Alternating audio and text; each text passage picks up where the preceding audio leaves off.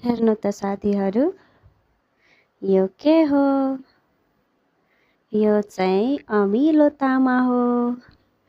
अस्ति नै पोहोर नै बनाएको थियो के यो के भन्छ अमिलो तामा। तामालाई काटेर मजाले तेल र बेसारमा मुसेर राखेको थिएँ। कस्तो राम्रो छ के अहिलेसम्म साह्रै छ, एउटा पनि ढुसी पनि आएको छैन, केही पनि भएको छैन। मैले कति छाक त पकाएको, आज फेरि यो पकाउँदैछु। पोहोर भिडियो राखेको थिएँ, तपाईँहरूले हेर्न सक्नुहुन्छ त्यो भिडियो पनि। म चाहिँ यहाँ माथि बटनमा राखिदिन्छु त्यो भिडियो, तपाईँहरू हेर्न सक्नुहुन्छ ल कसरी अमिलो तामा बनाउन सकिन्छ भनेर नबिग्रिने गरी। यो त कति दिन 1 वर्ष त भइसक्यो, 1 वर्षभन्दा बढी नै भइसक्यो यो तामाको यो बनाएको। अब अहिलेसम्म केही पनि भएको छैन। म चाहिँ यो तामाको चाहिँ भुजिया बनाउँदैछु है साथीहरू। तपाईँहरू पनि बनाउन सक्नुहुन्छ, यसको तरकारी पनि बनाउन सक्नुहुन्छ। यो अमिलो भएकोले चाहिँ अचारमा पनि हाल्न सक्नुहुन्छ, पेस्ट बनाएर। अनि अचार पनि बनाउन सक्नुहुन्छ, तरकारी, यो भुजिया। यस्तै गरी तपाईँहरू पनि बनाउनु होला।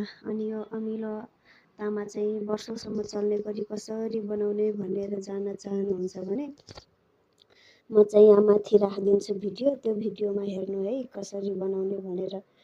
अनि मैले चाहिँ यो भुजिया बनाएर खाँदैछु, तपाईँहरू पनि बनाउनु होला। अनि वर्षौँसम्म केही हुँदैन क्या, यो मैले बनाएको 1 वर्षभन्दा बढी नै भइसक्यो, अहिलेसम्म राम्रै छ, केही पनि भएको छैन। हल्का रङ चाहिँ अलिअलि चाहिँ कालो कालो भएको छ, तर बिग्रेको छैन, केही पनि भएको छैन, एकदमै सारै छ, जस्तो पहिला राखेको थियो त्यस्तै छ। हल्का रङ मात्रै अलि कालो कालो छ, नत्र केही पनि भएको छैन। अनि यो अमिलो तामालाई पकाउँदाखेरि चाहिँ हल्का उमाल्नु के साथीहरू। हल्का उमालेपछि चाहिँ अलिक अमिलो चाहिँ कम हुन्छ के, नत्र खानै नसक्ने गरी अमिलो हुँदो रहेछ, एकदमै धेरै नै अमिलो हुन्छ क्या।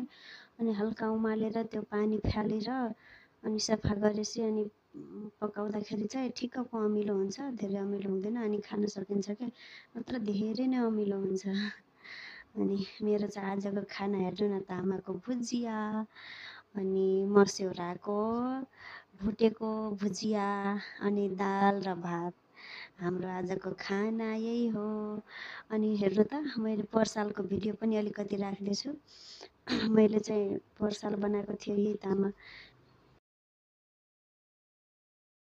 तपाईँहरू यो कसरी अमिलो तामा बनाउन सकिन्छ भनेर हेर्नको लागि चाहिँ माथि भिडियो आउँछ, त्यो भिडियो हेर्नु। अनि मेरो भिडियो मन परेकोमा लाइक अनि सब्सक्राइब गरिदिनु है साथीहरू, माया देखाइदिनु होला। हस् त, धन्यवाद।